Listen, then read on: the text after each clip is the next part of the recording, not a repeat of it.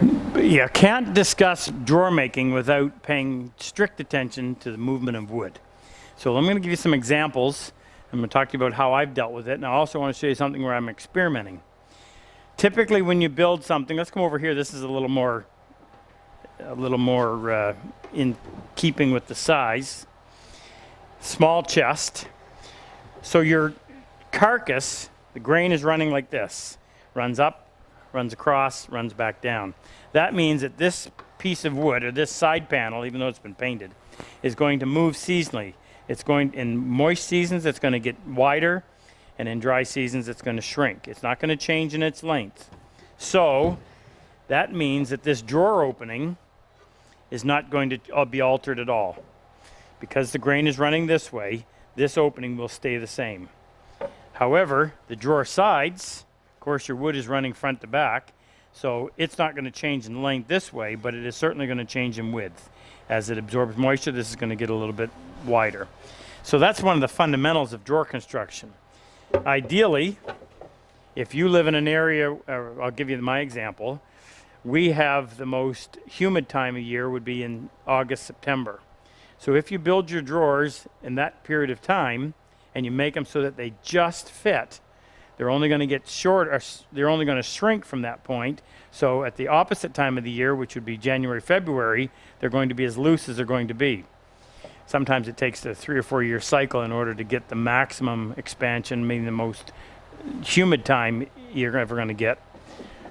Occasionally I got to go back in and refit these, but usually over a period of 3 or 4 years, if you fit them in the most humid time, they're going to fit throughout. The downside to this is if you fit them in January when everything is shrunk, you never know how much do I need to leave so that come September these things don't weld themselves shut. So that's a big problem. Now, drawer bottoms, you got to pay attention to that as well. This is plywood, so there's no issue here. However, solid wood bottoms, the grain always has to be running across the drawer. That way, if it expands, it's going to go this way, not this way. If your grain were to run that way, when it expands, it pushes those sides out, and it'll close that drawer in such a way that you'll never get it open, meaning it'll weld it shut. I'll give you another example. I think I have this drawer has a solid bottom, and this is the way they would have been done traditionally. So all of the expansion on this pine bottom is going to go that way. When I build the drawer, I have a groove on this side, on the front, and on that side. And you can see that the drawer bottom fits in there. If you bottom them out, meaning if you make the drawer bottom so that it fits right to the bottom of both grooves on this side, actually glue it into this side, it makes the drawer extremely strong because it will not allow for any racking. It's fastened here, and it can't rack because you're sitting right in the bottom of the groove. Any expansion has to go out the back. That's why you always have allow for that. In this case, I have 2 slots with screws in there, and as it expands, it'll go out, and as it shrinks, it'll pull back in.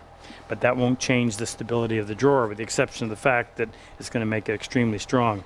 One of the other big advantages of that, meaning bottoming your drawer bottom into the grooves, you can get away with really thin drawer sides because of the extra strength derived from that feature. And here's another example. Grain direction running this way, grain direction running this way. So this opening is not going to change. The drawer sides are obviously going to expand. The drawer front's going to expand. The drawer back is going to expand.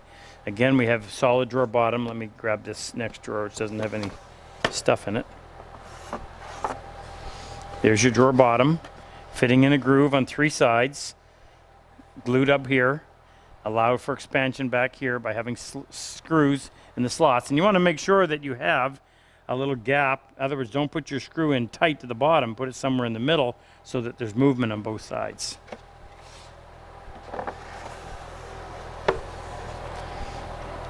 Now, here's where I'm experimenting.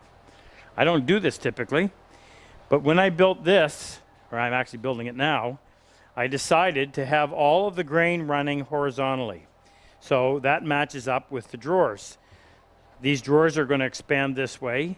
This, where you would normally have grain running like that on a frame, I actually took this piece of wood. In fact, I'll show you because we're just doing it on the inside. You can't tell, but when I made this piece, this front, I simply ripped this strip off, took that center section out, cut my drawer fronts out of it, and then when I put it back together, I put that piece right back in place so the grain runs up perfectly. Over here, same thing, and over here. Now, when this expands, everything is going to grow or shrink accordingly, including the drawer front, including the drawer sides. Now, I did this thinking this should allow me to make an even better fitting drawer because I don't have to worry about the seasonal expansion. Now, whether or not that works, I don't know. This is a little bit snug based on the way it was a week or two ago, but I'll watch it over the period of the next few months and see what happens. It works fine over here on this little one on the side, but there's very little expansion to worry about there anyway. You've only got an inch of material. So this is yet to be proven, but the standard way of doing it, where your grain is running vertically on your carcass, you've got to make sure you pay attention to that and leave enough.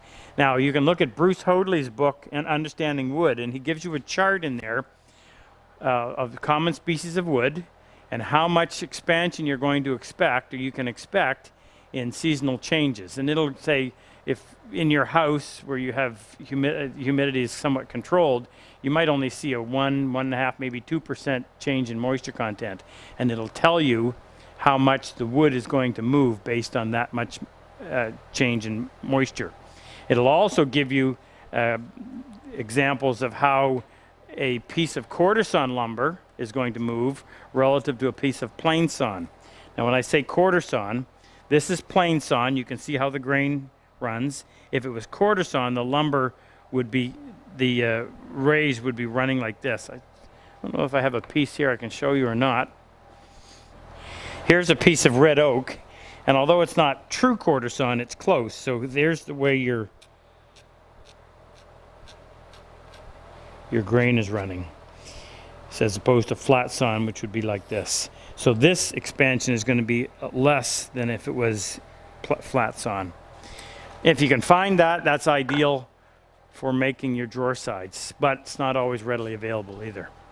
Anyway, there's nothing more satisfying than making drawers and getting them to fit perfectly.